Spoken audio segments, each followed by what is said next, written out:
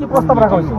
তখন বিভিন্ন বিষয়ে আমাদের যেরকম এবার ফ্লাডিংয়ের সময় এত আমাদের 15,000 কোটি টাকার লস হয়েছে, সেই বিষয়ে সামনে রেখেছি।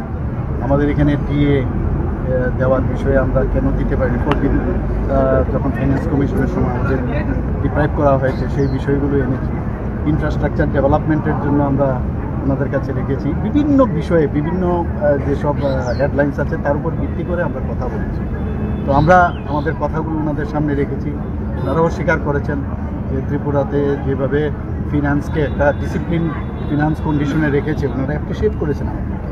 মানে এরকম না যে অনেক সময় যা খুশি তাই করলাম, তাহলে ব্যাংক্রাফটিতেও তো চলে আসতে পারি। ওনারা এই কারণে কিন্তু এসছে।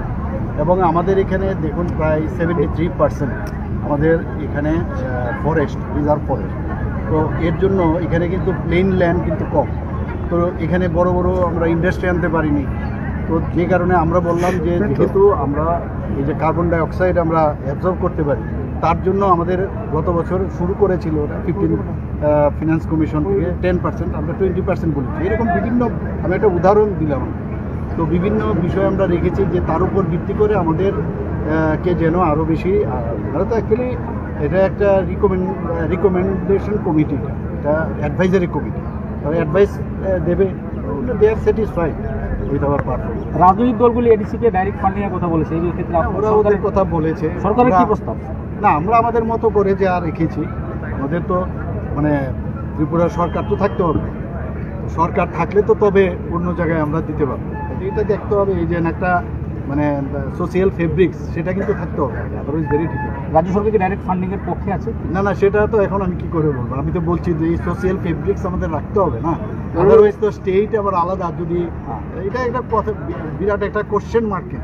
মাননীয় মুখ্যমন্ত্রী অষ্টম বেতন কমিশন নিয়ে কি কোনো পরিকল্পনা রয়েছে? এই বিষয়ে আমরা কথা রেখেছি, ওনাদের সামনে বলেছি আমরা আমাদের কথাগুলো, যাতে সাধারণ মানুষের যা কথা, সাধারণ আমাদের যারা মানে খেটে খাওয়া মানুষ থেকে শুরু করে যারা আমাদের সরকারি কর্মচারী আছে, সবার কথাই মানে সবকা সাথ সবকা বিকাশের যা মন্ত্র আমরা সবসময় বলি, সব বিকাশের উন্নয়নের লক্ষ্যে।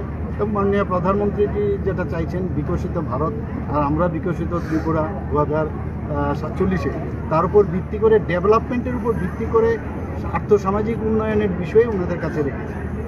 স্যার, একটা বিষয়, ছোট্ট একটা